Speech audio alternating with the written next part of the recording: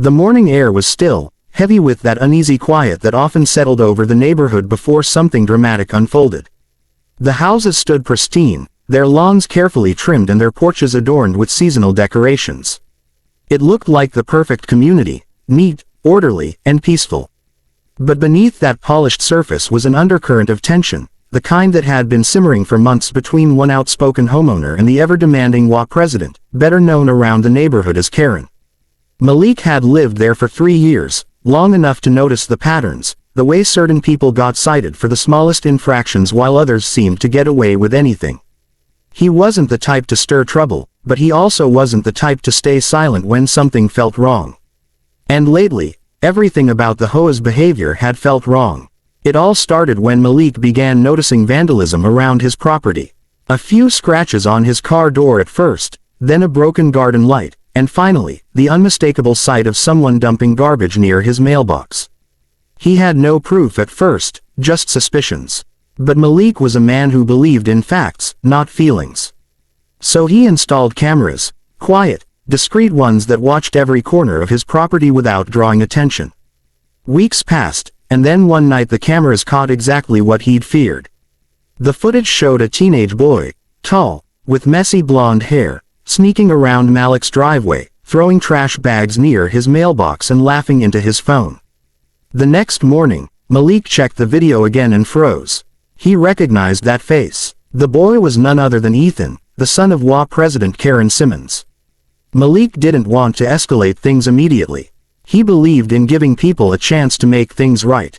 So he decided to handle it quietly. He printed a few stills from the footage, placed them in an envelope, and left it at the HOA office with a simple note: "Please handle this appropriately. I believe this can be resolved privately." But Karen didn't take it that way. That evening, she marched straight to Malik's doorstep, her face red with fury, her phone clutched tightly in one hand. "How dare you accuse my son of something like this?" she shouted the moment he opened the door. Her voice echoed across the quiet cul-de-sac, drawing curious glances from nearby porches. "I didn't accuse anyone," Malik replied calmly. "I just shared the footage. It speaks for itself." But Karen wasn't listening. Her words came out sharp, dripping with anger and entitlement. "You people are always trying to cause problems in this neighborhood. My son would never." She stopped herself mid-sentence, realizing how her words sounded. But it was too late. Malik's expression said everything. "Your son did it, Karen," Malik said quietly. "It's all on camera. I'm not looking for trouble, but I'm not going to be intimidated, either." Karen's jaw tightened. For a moment, she said nothing. Then she spun around, muttering something under her breath as she stormed off. Malik closed the door, exhaling deeply. He thought that would be the end of it. But the next morning, his street was swarming with police lights. Karen had called 911. She claimed that Malik had threatened her, that he was harassing her family, and that she feared for her life. The officers who showed up seemed uncertain. After all, Malik was standing calmly on his porch when they arrived, wearing jogging clothes, holding a cup of coffee. Still, he knew how these situations could go wrong quickly. So he kept his hands visible and his tone even. "Morning, officers," he said. "What's going on?" "Sir, we received a call about a disturbance involving your neighbor," one of them said cautiously. "She claims you made threats against her family."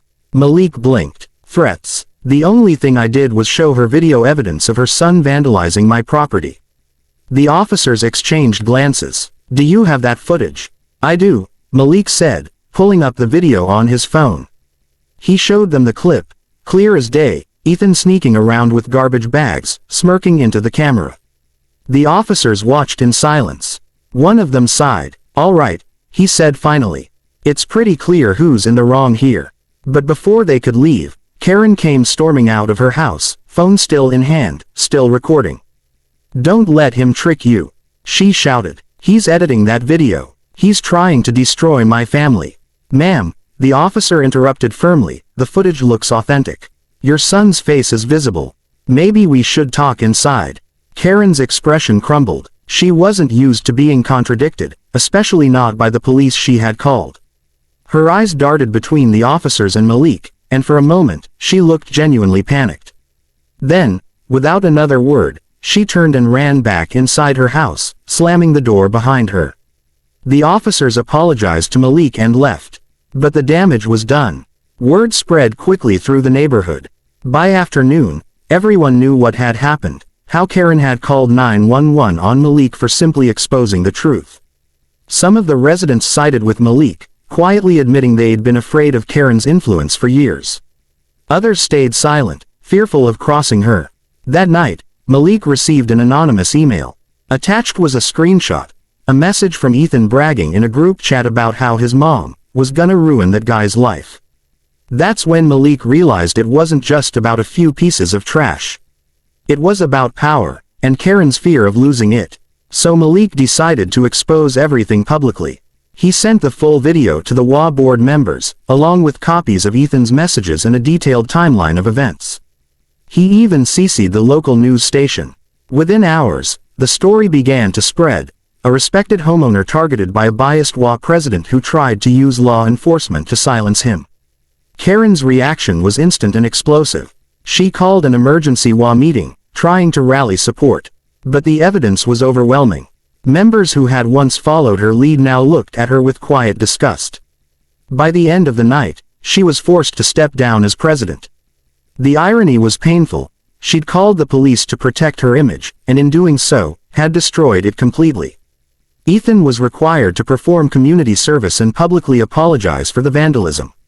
Malik didn't push for charges, he just wanted peace. But in that peace came something unexpected: respect. Neighbors who had once looked the other way now greeted him warmly, realizing he'd stood his ground without losing his dignity. And though Karen's house still stood at the end of the street, the once proud woman kept her blinds closed and her head low. For Malik, the ordeal was more than a personal victory. It was proof that truth, when backed by patience and evidence, could cut through lies and fear. And as he sat on his porch one evening, watching the sunset over the perfectly trimmed lawns, he smiled to himself.